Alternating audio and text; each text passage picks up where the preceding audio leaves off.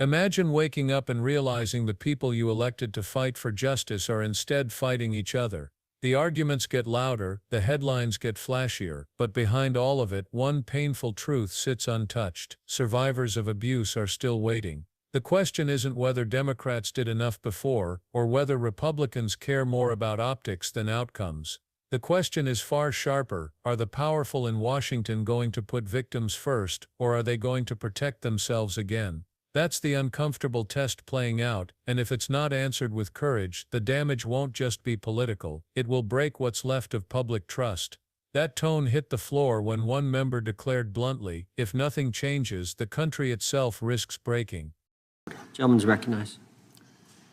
I've listened to my colleagues in this Epstein debate on the Republican side ask over and over, why did the Democrats say nothing during the Biden administration? I've heard TV anchors ask. In fact, I was asked this morning the same question. Now, put aside the fact that in 2019 I called on Andrew Acosta to resign because of his connection to the Epstein files, and I wanted to learn more about why Epstein was not prosecuted. Put aside what Mr. Raskin and Mr. Cummings did.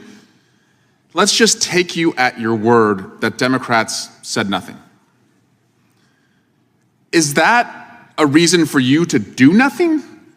I don't understand the logic here that because you think the Democrats did nothing on the Epstein files in the Biden administration, that to own the libs, you now have license to leave sexual assault victims unprotected. It's just crazy that you hate the Democrats so much that you would let the most notorious child sex trafficker and the people connected to him not be held accountable because you want to own the libs. Let's just take you at your word. Okay, the Democrats did nothing, so you're going to do nothing, is what you were telling me.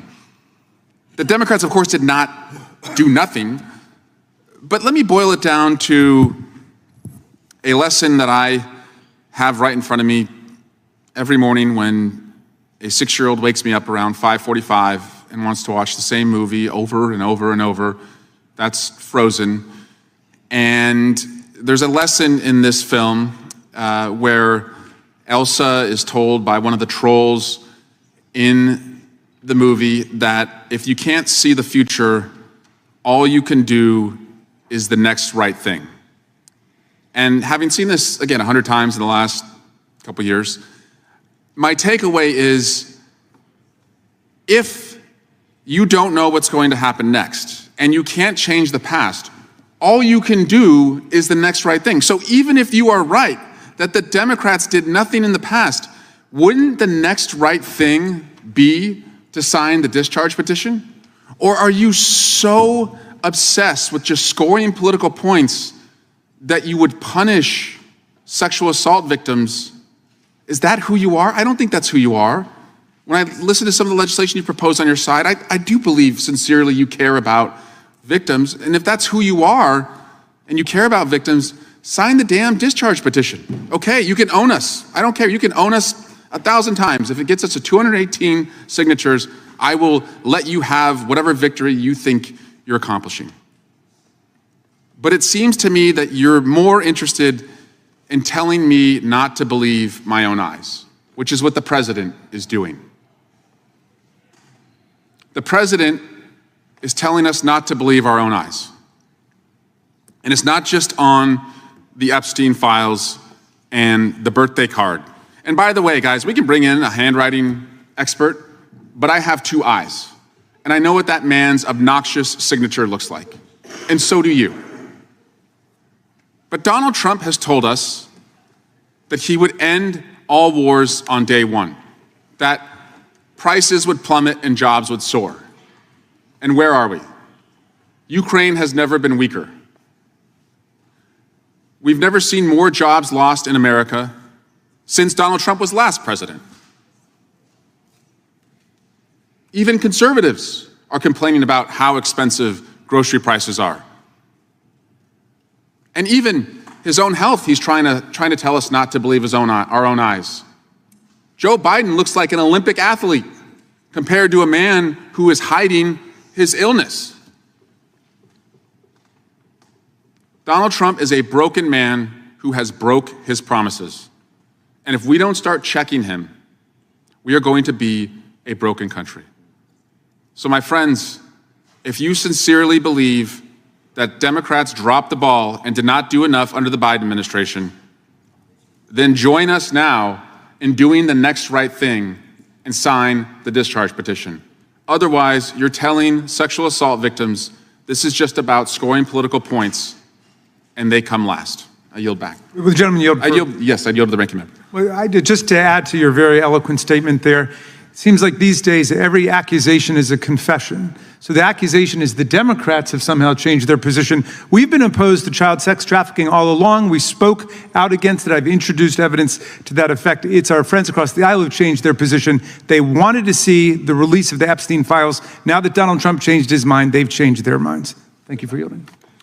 I would just claim 5 minutes. I would just point to the subpoena that Chairman Comer sent on August 5th of this year.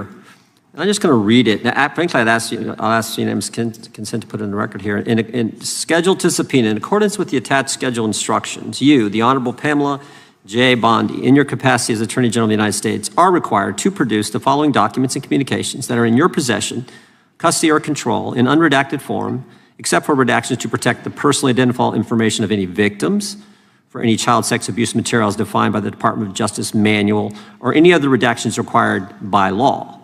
And then there are seven sections here. Number 1, all documents and communications relating or referring to Mr. Jeffrey Epstein, Ms. Ghislaine Maxwell, and further relating to or referring to trafficking, exploitation of minors, sexual abuse, or related activity. Number 2, all documents and communications contained within the case file regarding United States versus Jeffrey Epstein. Number 3, all documents and communications contained within the case file regarding United States versus Ghislaine Maxwell. Number 4, all documents and communications contained within the file pertaining to the investigation of Mr. Jeffrey Epstein by the U.S. Attorney's Office for the Southern District of Florida that resulted in the 2007 non-prosecution agreement between the U.S. Attorney for the Southern District of Florida and Mr. Epstein. So this would answer what Mr. Raskin, I think, has raised real questions about multiple times in today's hearing. Number 5, all documents and communications relating or referring to United States versus Jeffrey Epstein, United States versus Ghislaine Maxwell, and the investigation of Mr. Epstein that resulted in the 2007 non-prosecution agreement between the U.S. Attorney for the Southern District of Florida and Mr. Epstein. Again, answering, I think, getting to the information that Mr. Raskin seeks. All documents, number 6, all documents and communications between the Executive Office of the President, including the Executive Office of President Joseph R. Biden Jr., and the Department of Justice relating to or referring to United States versus Jeffrey Epstein, United States versus Ghislaine Maxwell, and the investigation of Mr. Jeffrey Epstein that resulted in the 2007 non-prosecution agreement between the U.S. Attorney for the Southern District of Florida and Mr. Epstein. And number 7, all documents and communications relating to or referring to the death of Mr. Jeffrey Epstein. So seven but different bullet points. Every single one starts with the word all. I think the gentleman from New York earlier said that this wouldn't get the documents that started. Yes, it would. It covers everything. And the Oversight Committee has subpoenaed all that information. And it's coming in. I think there's 30,000 pages coming in, but it's a rolling production. This is the typical the way it works. We've done a lot of investigations around here. It's always a rolling production. So I think we're going to get the material. That's Oversight Committee is doing it. It's unfortunate that Mr. Goldman made the comments he did about the very fine chairman of the Oversight Committee, but he is getting the information that the American people asked for and that many members had demanded for a long time, including members on the Democrat side. So I'd ask unanimous consent that be entered into the record. Who seeks recognition? I have an amendment after that.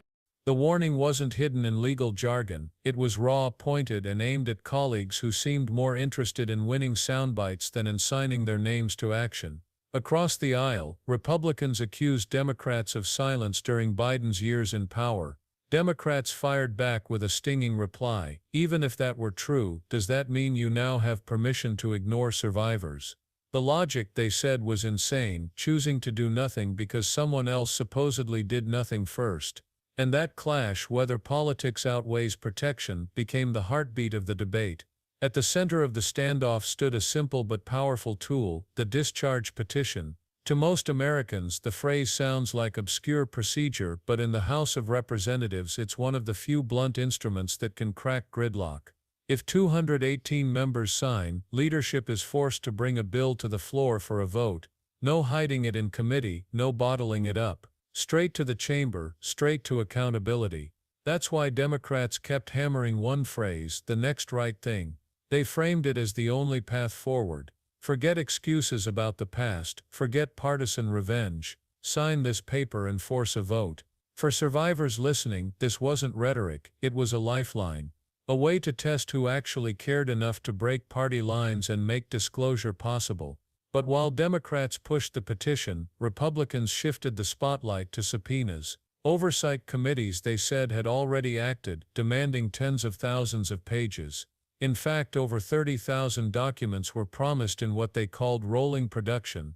The scope was broad and aggressive: case files from Epstein's prosecution, evidence from Maxwell's trial, DOJ communications, even records tied to Epstein's death.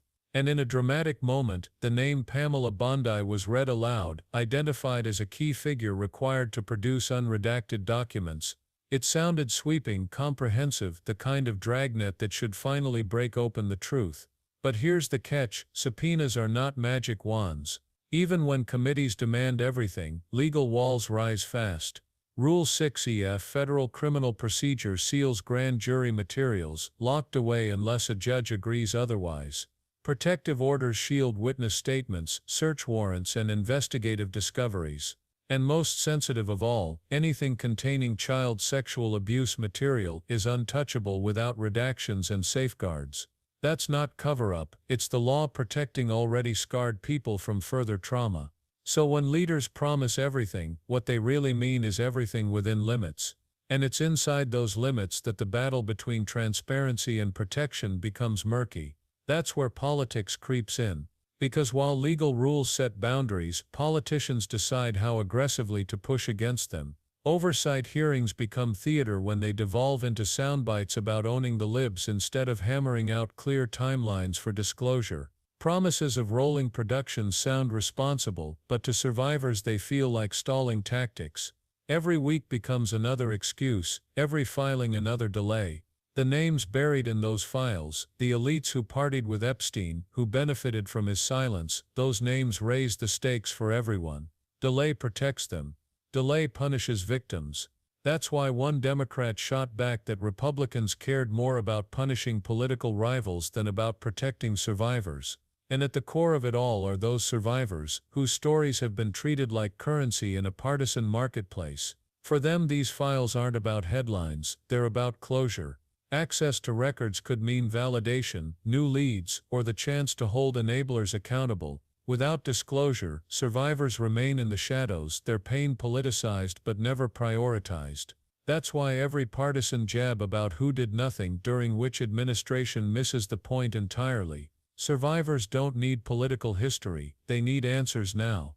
And when leaders turn oversight into sparring matches, they're sending a cruel message: victims come last. So what does real action look like? It starts with the discharge petition, forcing a vote, proving who's willing to sign and who's hiding. It continues with subpoenas, but subpoenas backed with actual court fights to unseal what can legally be revealed. It includes motions before judges to responsibly release materials, with redactions for privacy but no more excuses. And it ends with sustained pressure from the public, because lawmakers move faster when voters make it clear that delay won't be tolerated. These aren't abstract solutions. They are steps Congress can take right now if the will exists. And here's where citizens come in. The public can push representatives to sign petitions, to enforce subpoenas, to prioritize survivor-centered oversight. Advocacy groups already on the front lines can be amplified and supported. Because if left to themselves, institutions will often choose the path of least resistance: caution, delay, protection of elites. But with pressure, with sustained attention, they can be forced into action. That's not theory, that's how change has always been wrestled from reluctant hands. This isn't about choosing sides in a partisan cage match. It's about choosing between justice and optics.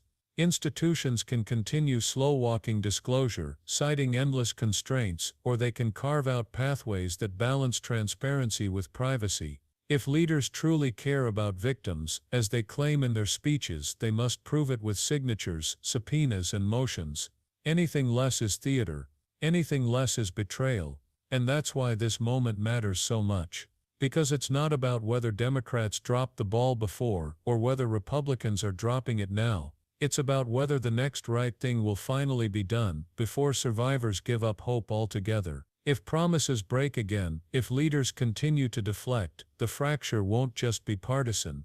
It will split the very trust people place in the system. And once that trust shatters, rebuilding it will take more than hearings or petitions. It will take years of proof that victims, not elites, come first. So if you've stayed with me through this breakdown, here are 3 things you can do right now. First, share this video so more people understand the difference between political theater and legal action. Stop letting the headlines be the only story. Second, subscribe here for deeper breakdowns of hearings like this, because the details matter, and spin can't be the last word. And third, contact your representative. Demand survivor-centered transparency, redacted releases that protect privacy but expose truth, subpoenas enforced with urgency, votes forced if leadership drags its feet. Because this isn't the end of the story. It's the beginning of whether America finally chooses to protect the people who trusted the system and were betrayed, or whether it once again protects the powerful who thrived on silence.